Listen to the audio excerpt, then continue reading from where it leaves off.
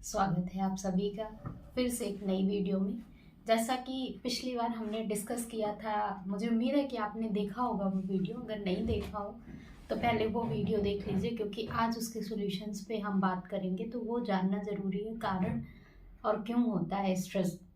तो आज की वीडियो में हम डिस्कस करेंगे कि ये खतरनाक स्ट्रेस जो घातक होता जा रहा है हमारे लिए स्ट्रेस, उससे अपने डे टू डे लाइफ में कैसे हम बचें। नॉर्मल स्ट्रेस से हम बच सकते हैं, लेकिन अगर बहुत ज़्यादा सीवियर हमें स्ट्रेस है, क्रॉनिक है, वो क्लिनिकल है, तो ज़रूर मैं कहूँगी एक साइकेट्रिस्ट और साइकोलॉजिस्ट को कंसल्ट करें, ताकि आप सही तरीके से उसके सॉल्यूशंस को अपना सकें। लेकिन डे टू डे लाइफ के कैसे हम स्ट्रेस से बचें, हम इस पे डिस्कस करेंगे। जैसा कि हमने पिछली वीडियो में डिस्कस किया था कि स्ट्रेस किस वजह से होता है, कि जो हम चाहते हैं, जैसा हम चाहते हैं, जिस तरीके से हम चाहते हैं वैसा ना हो पाना, किसी घटना, किसी इवेंट्स का, किसी परिस्थिति का वैसा ना हो पाना हमें स्ट्रेस देता है। जैसे कि हम चाहते हैं कि हमारा बिजनेस इतना सक्सेसफुल हो, इतना ग्रो करे और नहीं हो पा रहा है। एग्ज़ाम में हमारे मार्क्स इतने परसेंटेज आए, नहीं आ पाए किसी कारणवश, हम अपने आप को हेल्थ स्वस्थ रख पाए, नहीं हो पा रहा, किसी कारणवश हमारी कोई बीमारी डायग्नोस हो जा रही है ना, तो हमें क्या हो जाता है, स्ट्रेस आ जाता है। तो मैं आपको बता दूं, ये बात जब हमारा मेंटल परसेप्शन, हमारा कॉग्निशन, हमारे सोचने का नज़रिया, हमारा एटीट्यूड ये होगा कि किसी घटना पर, किसी परिस्थिति पर हमारा वश नहीं है। सिर्फ जब कोई घटना या परिस्थिति हमारे सामने आती है, जैसी सिचुएशंस होती हैं, हमें उसके अकॉर्डिंग रिस्पॉन्स करने के लिए, उसके अकॉर्डिंग प्रतिक्रिया करने के लिए अपने आप को तैयार रखना है। और यकीन मानिए, आप ही सिर्फ नहीं हैं जो आपके सामने समस्याएं या परिस्थितियां ऐसी आती हैं, बहुत सारे, इवन सबके जीवन में ये परिस्थितियां आती है, और कोई व्यक्ति उन परिस्थितियों से नहीं घबराता, और कोई व्यक्ति हाय तौबा मचा देता है ना। जैसे मान लीजिए कि किसी को बीमारी हो गई है ना, किसी को शुगर, डायबिटीज़ डायग्नोस हो गई, किसी को फीवर आ गया, किसी को चोट लग गई है ना, ब्लड बह रहा है, तो कोई तो एकदम बहुत परेशान हो जाएगा, हाय तौबा, अब ये क्या हो गया, अब क्या मैं ठीक नहीं हो सकता, अब तो मेरी ज़िंदगी ही खराब हो गई है ना, ख़त्म होने वाली है। तो नहीं, जब हमारा परसेप्शन ये रहेगा कि हाँ, ये एक घटना है, एक ये इवेंट्स है, हमारे साथ घटित हुई है, तो अब इसके अनुसार हमें प्रतिक्रिया करनी है कि अगर मुझे कोई परेशानी हो गई तो इसका समाधान क्या है, इसका सॉल्यूशन क्या है। लोगों से डिस्कस करिए, डॉक्टर के पास जाइए, और अपनी समस्याओं को लोगों से आप डिस्कस करिए, बजाय उस समस्या पे ही फोकस नहीं हो जाइए। कई बार हमारा ध्यान क्या होता है, पर्टिकुलर शुगर हो गया मुझे, अब तो ज़िंदगी ही बर्बाद हो गई, मैं मीठा नहीं कुछ खा पाऊँगा, या मेरी बॉडी सही तरीके से रिस्पॉन्स नहीं करेगी, मैं कहीं बाहर नहीं जा पाऊँगा, है ना। अब बहुत सारी सिर्फ समस्याओं के बारे में हम सोचते रहते हैं, लेकिन कभी भी हमारा नज़रिया उस प्रॉब्लम्स के सॉल्यूशंस पे नहीं जाता है। कई लोगों का, जिन लोगों का सॉल्यूशन ओरिएंटेड बिहेवियर होता है, उनके जीवन में स्ट्रेस बहुत कम आते हैं, क्योंकि कोई भी ऐसी रात नहीं है जिसकी सुबह ना हो। मतलब कोई भी ऐसी समस्या नहीं है जीवन में जिसका कोई समाधान ना हो।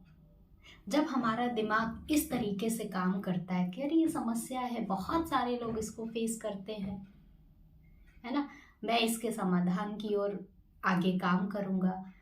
आसपास अपने फ्रेंड सर्कल, अपने फैमिली से डिस्कस करिए कि ये समस्या का समाधान क्या हो सकता है। तो देखिएगा, अगर जैसे ही आप ये अप्रोच अपनाने लगेंगे जीवन में, सॉल्यूशन ओरिएंटेड अप्रोच, आपका stress day to day life का अपने आप घटा रहेगा, आप रिलैक्स फील करोगे, क्योंकि आपने किसी भी परिस्थिति, किसी घटना, किसी सिचुएशंस के प्रति अपना क्या नज़रिया बना लिया, एक सकारात्मक, कि ठीक है, देखूंगा इसे कैसे फेस करना है, इसे कैसे मुझे ठीक करना है, ये एटीट्यूड। तो जीवन में ये एटीट्यूड बहुत ज़रूरी है कि इसी समस्या को कैसे आप फेस करें। दूसरा, कई बार हमें लोगों के बिहेवियर हमें हर्ट करते हैं, हम दुखी होते हैं और हम स्ट्रेस में चले जाते हैं, है ना। मान लीजिए उसने मुझे ऐसे क्यों बोल दिया, उसने मुझे गाली क्यों दे दी, उसने मेरी बात क्यों नहीं सुनी, उसने मेरी बात मानी क्यों नहीं। छोटी छोटी छोटी छोटी चीज़ें हमें परेशान करती हैं। आप ये मान लीजिए कि आपका अपने ही बिहेवियर में सिर्फ और सिर्फ नियंत्रण है, दूसरों के बिहेवियर में नहीं। दूसरे व्यक्ति फ्री हैं वो किस तरीके से रिस्पॉन्स करें, किस तरीके से आपकी बातों की प्रतिक्रिया करें। आप किसी से अपनी बात रख रहे हैं या किसी से कुछ कह रहे हैं तो उसके हमेशा दो पर्सपेक्टिव होने चाहिए, दो नज़रिया होने चाहिए।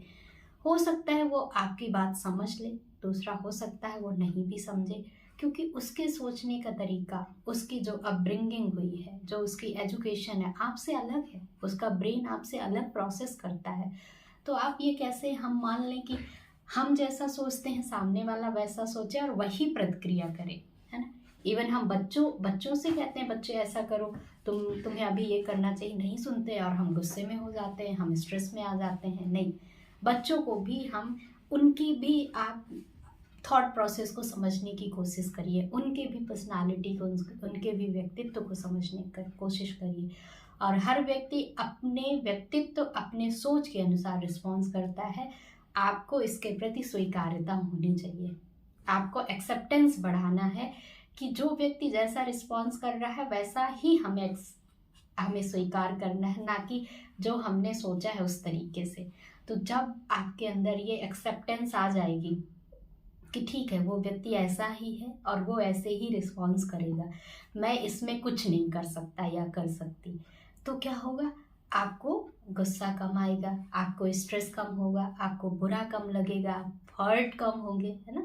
क्योंकि हमने उसको ऐसा मान लिया, जैसे कोई मिर्च होती है वो तीखी ही होती है ना, हम तीखी ही समझ के उसको खाते हैं ना। जब खाते हैं हमें पता होता है कि ये तीखी है, कड़वी है, इसका टेस्ट तीखापन होगा, तो हम उसको गाली नहीं देते ना मिर्च को, अरे ये तीखी है, ये कैसे आ गई, कैसे दे दिया, क्योंकि हमारे उसके प्रति हमारे अंदर एक्सेप्टेंस है कि वो तीखा है तो वो तीखा ही बिहेव करेगा, है ना, अपना असर दिखाएगा। कोई पागल अगर हमें गाली दे देता है या छोटा बच्चा, तो हमें बुरा नहीं लगता ना, हम छोटे बच्चे को मान लेते हैं कि भाई इसमें बुद्धि नहीं है इस वजह से।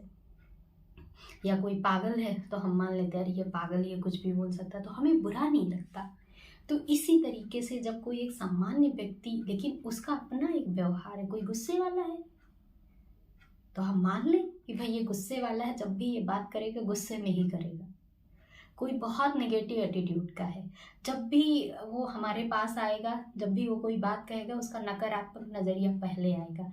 मान लें आप उसके बारे में कि हाँ ठीक है, ये इसका एटीट्यूड नेगेटिव है, इसका नेचर गुस्से वाला है, तो क्या होगा, हमें चीज़ें परेशान नहीं करेंगे और हम स्ट्रेस में नहीं आएंगे, अपने मेंटल हेल्थ को हम बचा सकते हैं। दूसरी चीज़, अगर किसी की बात हमें बहुत बुरी लग गई, कोई बात हमें हर्ट कर रही है, तो उस बात को बार बार नहीं सोचना, ओवर जनरलाइजेशन से बचना है। मतलब कि उस जैसे ओवर जनरलाइजेशन का मतलब क्या है, किसी ने हमें ऐसा क्यों कह दिया, उसने हमारे बारे में ऐसा क्यों बोल दिया, वो हमारे बारे में ऐसा क्यों सोचता है, जाने और किससे किससे उसने क्या क्या बोला होगा मेरे बारे में।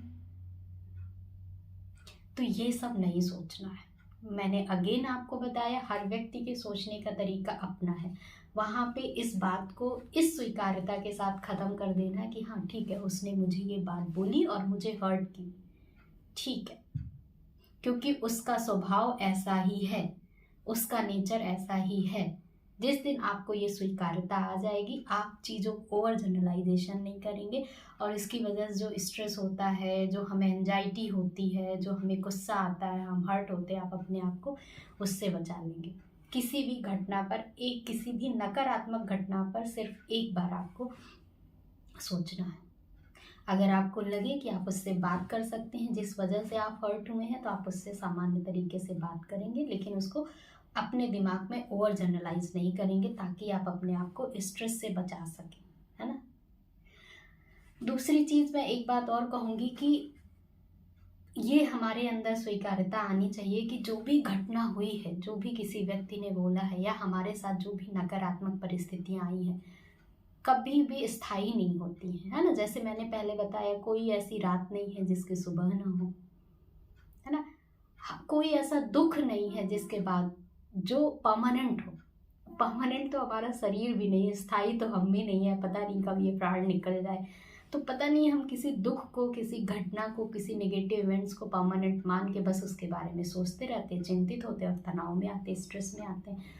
तो क्या होना चाहिए, तुरंत हमारे दिमाग में आना चाहिए ये जो घटना हमारे साथ हो रही है या जो भी हमारे साथ इस समय चल रहा है कोई स्थायी नहीं है।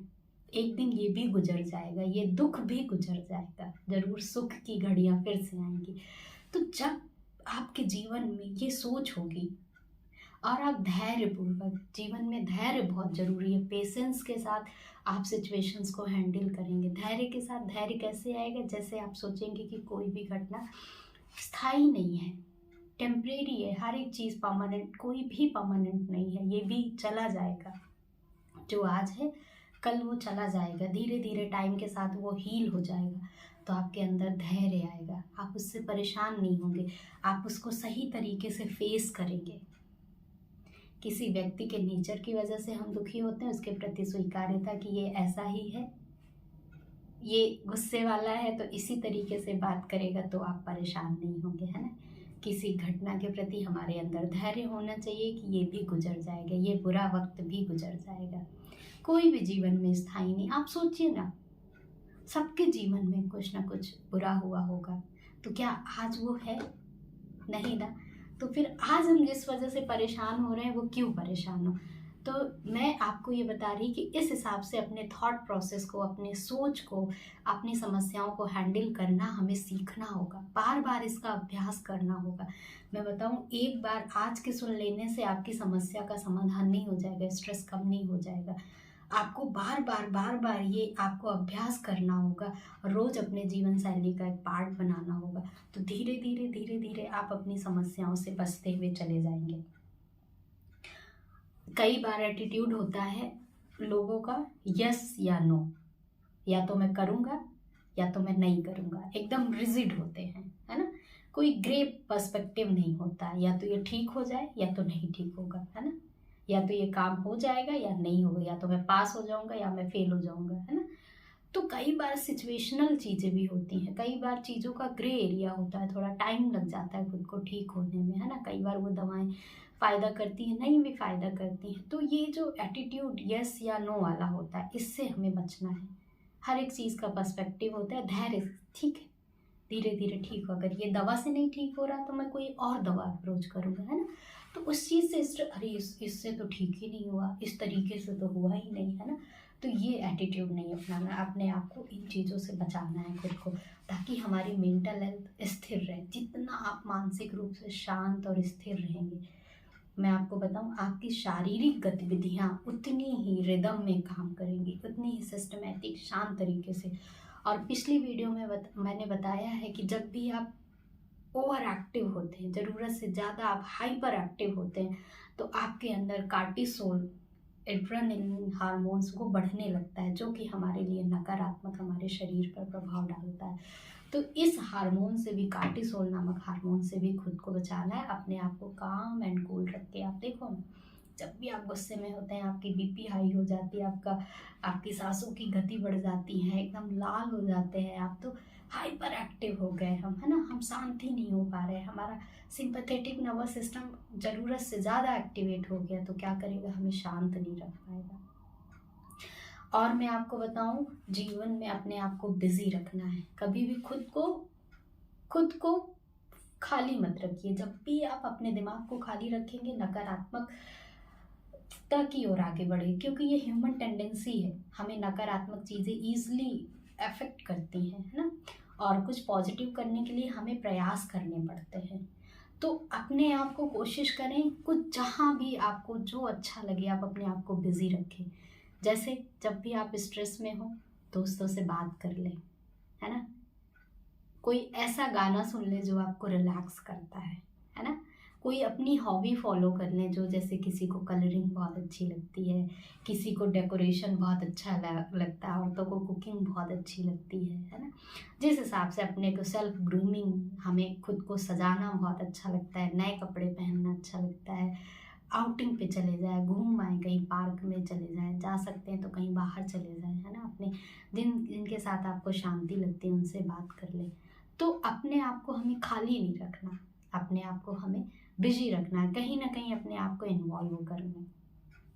नेक्स्ट वीडियो में बताऊंगी योग और मेडिटेशन कैसे हमारे स्ट्रेस को, हमारे तनाव को, डे टू डे लाइफ के तनाव को कम रखने में मदद करता है। मैं उसका पूरा साइंटिफिक तरीके से आपके सामने डिस्कशन करूंगी। तो आज मैंने जिन जिन बातों का ध्यान रखा है, मैंने बताया है, उनको आपको ध्यान रखना है। किसी भी समस्या का अप्रोच सोल्यूशन ओरिएंटेड होना चाहिए, हमारे जीवन पे पेशेंस होना चाहिए, हमारे जीवन में एक्सेप्टेंस होना चाहिए, और अपने आप को बिजी रखें, अपने आप को हर दिन बेहतर बनाने की कोशिश करें, तो आप स्ट्रेस से, डे टू डे लाइफ के स्ट्रेस से ज़रूर बच जाएंगे। नेक्स्ट वीडियो में मैं योग और मेडिटेशन के बारे में डिटेल से बात करूंगी। आप ज़रूर मेरी ये वीडियो लोगों को शेयर करिए, क्योंकि बहुत हेल्पफुल होगी, है ना। मेरा चैनल सब्सक्राइब करें, कमेंट्स करें कि और मैं किन विषयों पे आपके सामने वीडियोज़ बनाऊँ ताकि वो ज़्यादा बेनिफिशियल हो सके। Thank you.